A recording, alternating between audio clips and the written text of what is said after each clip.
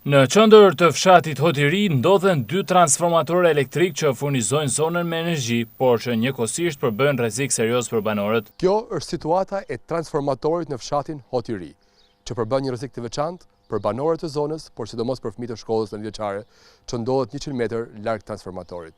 Një histori e vjetër që OSHE nuk gjen asnjë zgjidhje paraprake për të.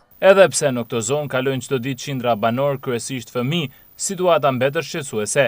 Njëri prej transformatorëve ndodhet pranë shkollës nëntëvjeçare dhe kishës së fshatit, duke rritur ndjeshëm ekspozimin ndaj rrezikut. Këta transformatorë janë prej kohësh problematik, pasi nuk plotësojnë kushtet minimale të sigurisë. Panelet e hapura dhe mungesa masave mbrojtëse i bëjnë ato lehtësisht të aksesueshme, duke rrezikuar jetën e kalimtarëve, veçanërisht të fëmijëve. Megjithëse shqetësimi është ngritur edhe më herët, ndërhyrja e institucioneve mungon. OSHE si institucioni përgjegjës ende nuk ka marrë masa konkrete për sigurimin e këtyre pikave. Banorët kërkojnë ndërhyrje të menjëhershme për eliminimin e rrezikut, duke theksuar se shkolla nëntëvjeçare ndodhet vetëm rreth 100 metër larg njërit prej transformatorëve, çka e bën situatën edhe më alarmante.